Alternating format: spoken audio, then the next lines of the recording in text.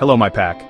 Today, we are going to talk about two magnificent animals, two spirits of the north that have captured the hearts of people all over the world, the Siberian Husky and the Alaskan Malamute. People often see their wolf-like beauty and are drawn in, but they don't always understand the deep ancient energy that flows through these breeds. This isn't just about picking a pretty dog, it's about understanding a primal spirit. The question isn't just Husky versus Malamute, but which energy matches my own? Which pack leader am I prepared to be? These are not dogs for the faint of heart. They are powerful, intelligent, and have needs that are written into their very DNA. To bring one of these dogs into your home is to make a promise to provide leadership, exercise, and a purpose. Many of the behavioral problems I see come from a mismatch, a misunderstanding between human and dog. The human wants a couch companion, but the dog's spirit yearns for the frozen tundra, for a job to do. It's a conflict of energy that can lead to frustration for both. So, let's explore this together. We will go beyond the beautiful fur and the striking eyes. We will look into their history, their purpose, and their soul. My goal is to help you understand what it truly means to live with a Husky or a Malamute. By the end of this journey you will have a clearer picture, not just of the dogs but of yourself as a potential pack leader. We will find out which one of these incredible animals, if any, is right for you. Let's begin. When you look at a Husky and a Malamute side by side, you see two portraits of the wild north, but the details tell different stories. The Siberian Husky is a masterpiece of lean efficiency. They are built like a long-distance runner, sleek, light on their feet, and agile. Their frame is medium-sized, designed for speed and endurance over vast, frozen landscapes, pulling a light sled. Their eyes are often the first thing people notice, sometimes a piercing blue, sometimes a warm brown, and sometimes one of each. This look is intense, intelligent, and full of a mischievous energy. Their face is refined, almost fox-like, communicating a quick and clever nature. The Alaskan Malamute, on the other hand, is all about power and strength.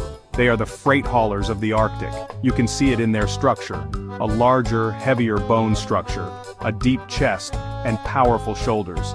They are significantly bigger and heavier than a Husky.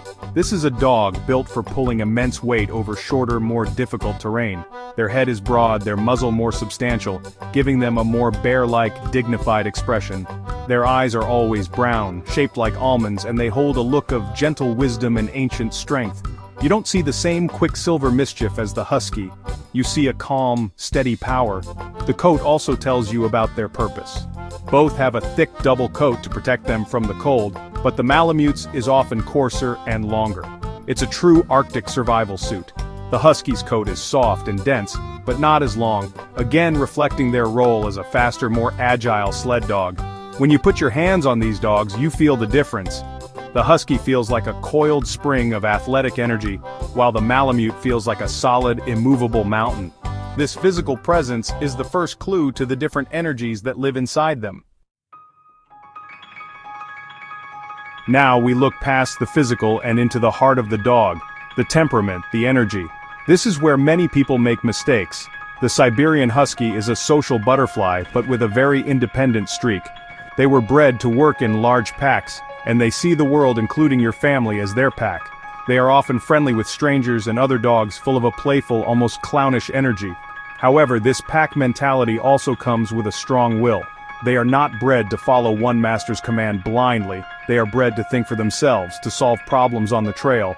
This is often mistaken for stubbornness. It is not stubbornness, it is intelligence without a job. The Alaskan Malamute possesses a different kind of social energy. They are also pack-oriented, but they carry themselves with more dignity and gravity.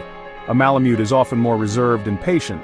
They are deeply loyal and affectionate with their family pack, forming powerful bonds. They can be like a giant, furry shadow, content to be near their people. But do not mistake their calm nature for weakness. They have a very high sense of their own importance in the pack structure. If the human does not provide strong, calm, assertive leadership, a Malamute will often try to take that role themselves. This can be a challenge for a first-time owner. The energy level is another critical difference. A Husky's energy is explosive and constant. They need to run, not just walk, but run. It's a high-frequency, almost nervous energy if it's not channeled correctly. This is the energy that leads to escaping, digging, and chewing if they are bored. The Malamute's energy is more of a slow burn. They have immense stamina, but it's a marathoner's energy, not a sprinter's. They need long, steady exercise like a long hike or pulling a cart. They are less hyperactive than a husky, but just as demanding in their need for a physical outlet. Understanding this flow of energy is key to a balanced relationship. For these breeds, exercise is not a hobby. It is the reason they exist. It is as important as food and water. A walk around the block on a leash is not exercise for a husky or a Malamute. It is a bathroom break. It does not fulfill their psychological or physical needs.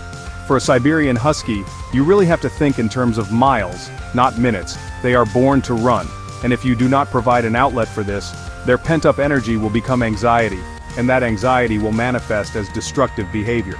This is not the dog being bad. This is the dog communicating its needs in the only way it knows how. The ideal owner for a husky is an active person, a runner, a cyclist, someone who loves the outdoors and wants a canine partner to share in those adventures. They excel in sports like canicross, bike joring, or ski joring, where they get to do what they were bred for, pull and run. This channels their energy in a positive direction and strengthens the bond between human and dog. It gives them a job. A bored husky is an unhappy husky, and an unhappy husky will redecorate your home and your yard in ways you will not appreciate. Their need for a structured outlet is non-negotiable. The Malamute also requires a tremendous amount of exercise, but with a focus on strength and endurance. Think of them as the power lifters of the dog world. They love long, challenging hikes, especially with a weighted backpack. This gives them a sense of purpose, a job to do. Pulling sports, like weight pulling or karting, are fantastic for them. They need to feel their muscles work. While they don't have the same frantic need to sprint as a husky, their need for daily, strenuous activity is just as great. An owner for a Malamute must be someone who can provide this physical challenge consistently. They are a commitment to a lifestyle of activity and strength-based work. Both the Husky and the Malamute are highly intelligent dogs, but intelligence in the dog world does not always mean easy to train. In fact, with these breeds, their intelligence can make them more of a challenge. They are independent thinkers. You are not giving orders to a soldier, you are negotiating with a very clever partner. The Siberian Husky in particular is known for what people call selective hearing. They will learn a command quickly, but they will only obey it if they see a reason to. This is why a relationship based on treats alone often fails. You must earn their respect. They need a pack leader who is calm, consistent, and confident. Training a husky requires patience and creativity. You have to make them think that what you want is their idea. Repetitive drills will bore them. They respond to training that feels like a game or a challenge. Their high prey drive also means that their recall can be unreliable. A husky off-leash in an unenclosed area is a risk, as their instinct to run and chase can easily override any command you give them. The training is not about forcing submission, it's about building a partnership where the dog looks to you for guidance because you are the most interesting and reliable thing in their environment. The Alaskan Malamute is also intelligent, but often more eager to please their immediate pack leader. They can be easier to train in terms of basic obedience because they are less flighty than a husky. However, their challenge comes from their desire to dominate the pack. If they sense any weakness or inconsistency from you, they will test you. They will push boundaries to see if they can become the leader. Training a Malamute is an exercise in calm, assertive leadership 24/7. You must be firm, fair, and unwavering.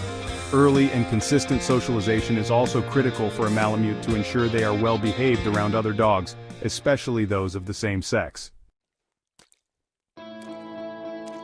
Where will this northern spirit live? This is a question of space, security, and climate. Neither the Husky nor the Malamute is suited for apartment living. Let me be very clear about this. While it can be done by the most dedicated of owners, it is not the ideal environment. These are not dogs that can be left alone for 8 to 10 hours in a small space while you are at work. Their energy and intelligence will turn into destructive behavior born of boredom and confinement. They need room to move, but more importantly, they need a human pack that is present and engaged. A house with a securely fenced yard is almost a necessity, and when I say secure, I mean secure. Huskies are master escape artists. They can dig, climb, and chew their way through fences that would contain other dogs. The fence needs to be high, at least 6 feet, and ideally have a foundation or wire buried underneath to prevent digging. A Malamute is less likely to be a climber, but their sheer power means they can push through weak fences. The yard is not a substitute for exercise, it is a safe place for them to play and be a dog between their structured activities with you. Finally, we must consider the climate. These are Arctic dogs. Their thick double coats are designed to protect them from extreme cold. They love the snow and can be miserable in hot, humid climates. If you live in a place with hot summers, you must take extra precautions. Exercise must happen in the cool, early morning or late evening hours. They will need constant access to shade, fresh water, and air conditioning. Forcing these dogs to be active in the heat is dangerous and can lead to heat stroke. You must respect their physiology and adapt their life to the environment you provide. So we have walked the path of the Husky and the Malamute. We have seen the sleek, energetic sprinter in the Husky, a mischievous and independent spirit that needs to run. And we have seen the powerful, dignified freight hauler in the Malamute, a loyal and steady soul that needs a job of strength and endurance. The Husky is the social, clever friend who will always keep you on your toes. The Malamute is the calm, majestic guardian who will demand your respect as a leader. Both are beautiful, intelligent, and deeply rewarding companions, but they are not for everyone.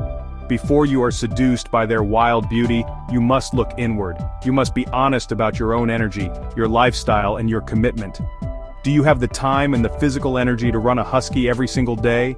Do you have the calm, assertive presence to lead a powerful Malamute? Bringing one of these dogs into your life is not like buying a new possession. It is like entering a serious, long-term relationship. It requires sacrifice, understanding, and a deep, unspoken promise to meet their needs.